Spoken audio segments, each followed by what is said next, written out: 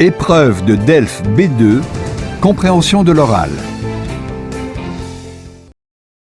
Vous entendrez 3 fois un enregistrement sonore, d'une durée d'environ 3 ou 5 minutes à chaque fois. Vous aurez d'abord 1 minute pour lire les questions. Ensuite, vous écouterez l'enregistrement une fois. Puis, vous aurez 3 minutes pour commencer à répondre aux questions. Écoutez l'enregistrement une deuxième fois. Vous aurez alors 3 minutes pour répondre aux questions. Exercice en prime, vous aurez ensuite 1 minute pour lire les questions. Écoutez l'enregistrement une troisième fois. Enfin, vous aurez 3 minutes pour compléter vos réponses.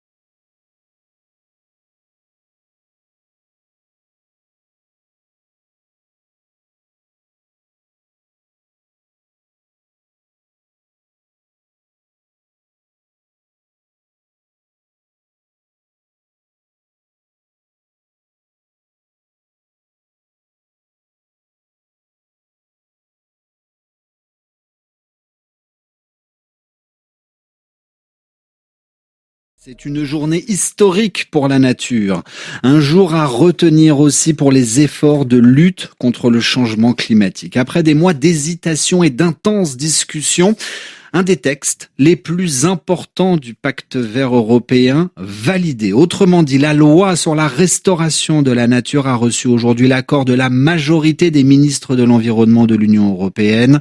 Stéphanie Schuller, bonjour. Bonjour Adrien. Alors dites-nous, quelle est l'importance de cette loi ? Alors ce texte prévoit la restauration, c'est-à-dire la réparation des espaces naturels, qu'on appelle écosystèmes, dans les 27 pays de l'Union européenne. Alors pourquoi est-il nécessaire de restaurer ces espaces naturels ? Eh bien parce que nous les avons abîmés. Je vous donne quelques exemples. Nos rivières sont trop régulées.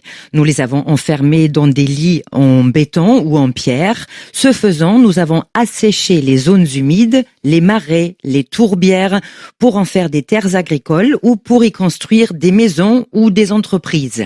Nous avons donc artificialisé les sols, nous les avons bétonnés, ce qui empêche l'eau de pluie de s'infiltrer dans les sols.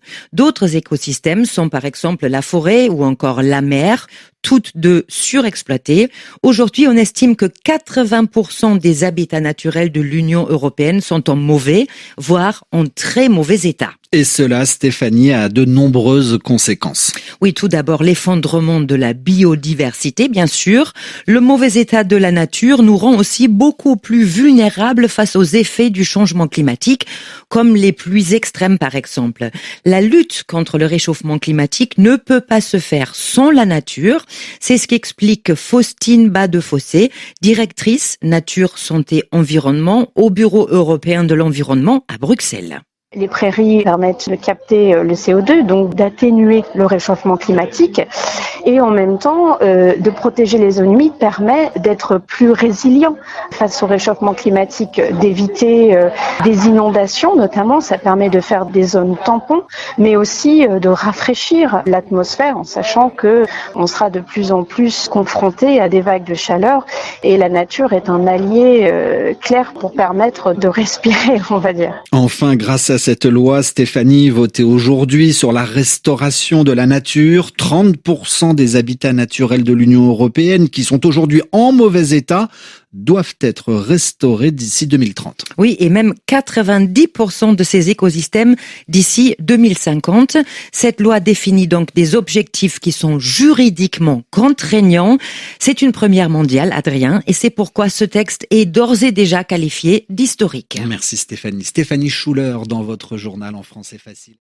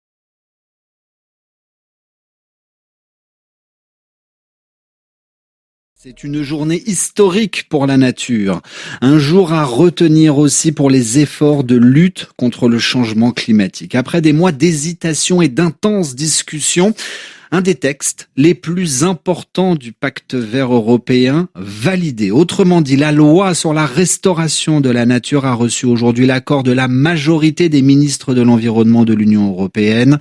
Stéphanie Schuller, bonjour. Bonjour Adrien. Alors dites-nous, quelle est l'importance de cette loi ?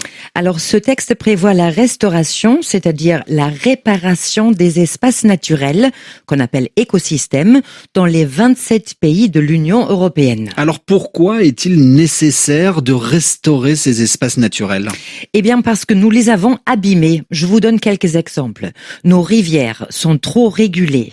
Nous les avons enfermées dans des lits en béton ou en pierre. Ce faisant, nous avons asséché les zones humides, les marais, les tourbières, pour en faire des terres agricoles ou pour y construire des maisons ou des entreprises. Nous avons donc artificialisé les sols, nous les avons bétonnés, ce qui empêche l'eau de pluie de s'infiltrer dans les sols. D'autres écosystèmes sont par exemple la forêt ou encore la mer, toutes deux surexploitées. Aujourd'hui, on estime que 80% des habitats naturels de l'Union européenne sont en mauvais, voire en très mauvais état. Et cela, Stéphanie, a de nombreuses conséquences. Oui, tout d'abord, l'effondrement de la biodiversité, bien sûr. Le mauvais état de la nature nous rend aussi beaucoup plus vulnérables face aux effets du changement climatique, comme les pluies extrêmes, par exemple. La lutte contre le réchauffement climatique ne peut pas se faire sans la nature. C'est ce qu'explique Faustine Bas-de-Fossé, directrice Nature, Santé, Environnement au Bureau européen de l'environnement à Bruxelles. Les prairies permettent de capter le CO2, donc d'atténuer le réchauffement climatique. Et en même temps, de protéger les zones humides permet d'être plus résilient face au réchauffement climatique, d'éviter des inondations notamment. Ça permet de faire des zones tampons, mais aussi de rafraîchir l'atmosphère en sachant que on sera de plus en plus confronté à des vagues de chaleur. Et la nature est un allié clair pour permettre de respirer, on va dire. Enfin, grâce à cette loi, Stéphanie, votée aujourd'hui sur la restauration de la nature, 30% des habitats naturels de l'Union européenne qui sont aujourd'hui en mauvais état doivent être restaurés d'ici 2030. Oui, et même 90% de ces écosystèmes d'ici 2050. Cette loi définit donc des objectifs qui sont juridiquement contraignants. C'est une première mondiale, Adrien, et c'est pourquoi ce texte est d'ores et déjà qualifié d'historique. Merci Stéphanie. Stéphanie Schuller dans votre journal en français facile.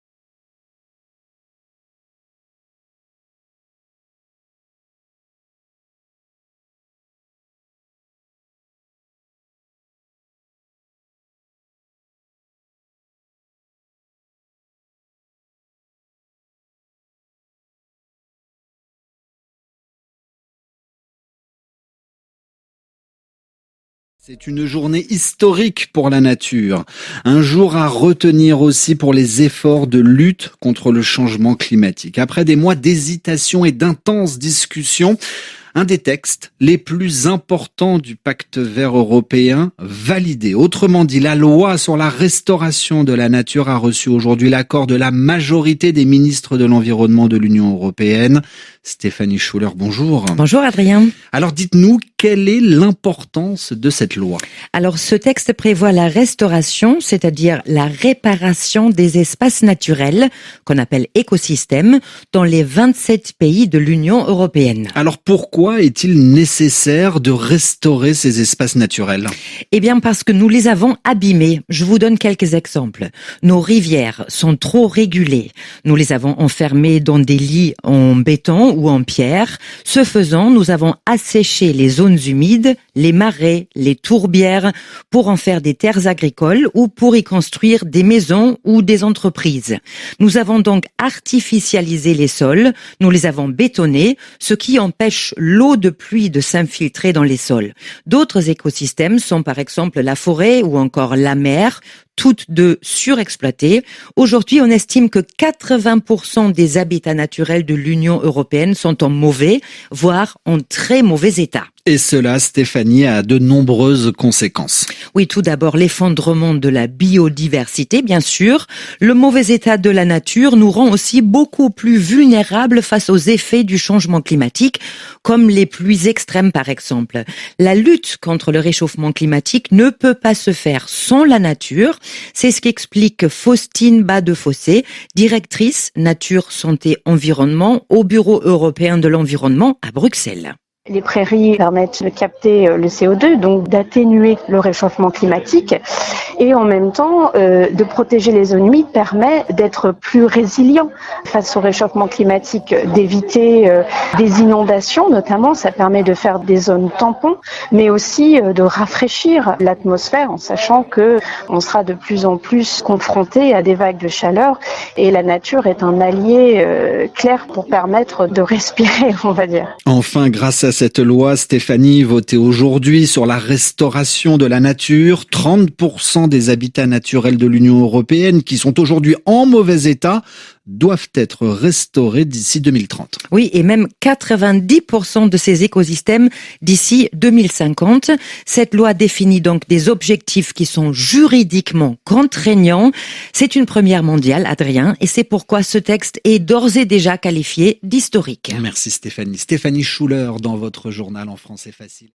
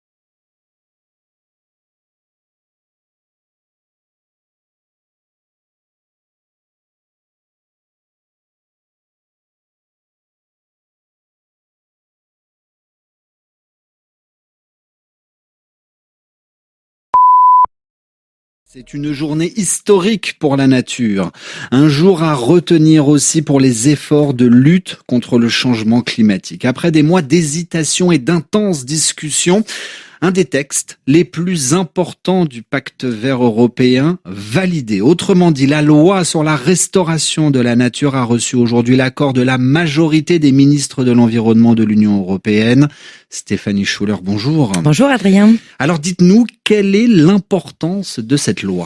Alors ce texte prévoit la restauration, c'est-à-dire la réparation des espaces naturels, qu'on appelle écosystèmes, dans les 27 pays de l'Union européenne. Alors pourquoi est-il nécessaire de restaurer ces espaces naturels ?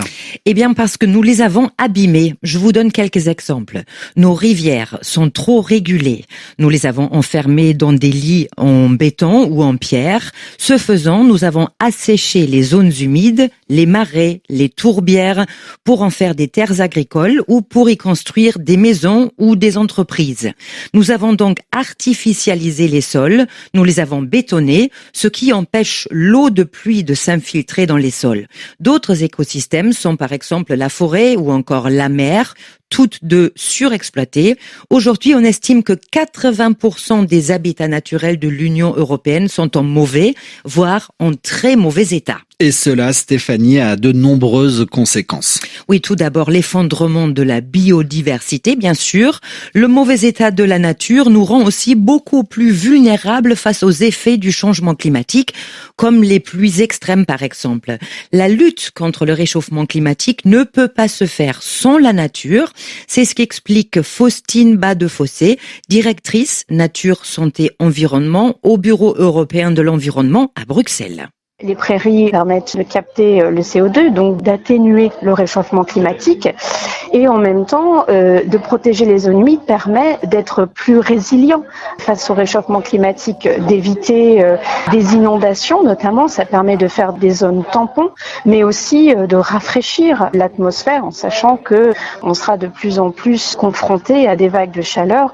Et la nature est un allié clair pour permettre de respirer, on va dire. Enfin, grâce à cette loi, Stéphanie, votée aujourd'hui sur la restauration de la nature, 30% des habitats naturels de l'Union européenne qui sont aujourd'hui en mauvais état doivent être restaurés d'ici 2030. Oui, et même 90% de ces écosystèmes d'ici 2050. Cette loi définit donc des objectifs qui sont juridiquement contraignants. C'est une première mondiale, Adrien, et c'est pourquoi ce texte est d'ores et déjà qualifié d'historique. Merci Stéphanie. Stéphanie Schuller dans votre journal en français facile.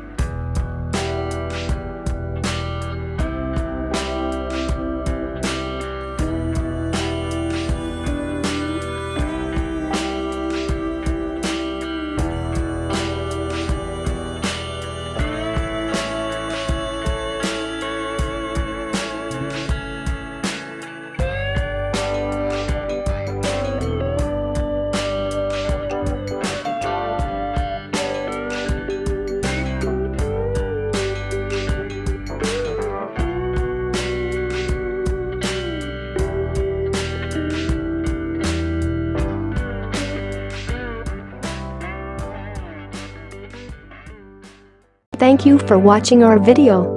Like and subscribe our channel for more amazing videos. Also, don't forget to share it with your friends. Contact French NU to learn French language. We provide online classes for DELF preparation, TEF preparation, academic course preparation for kids, and accent improvement. Call or WhatsApp at 987069696 or email at linguistic.fr@gmail.com.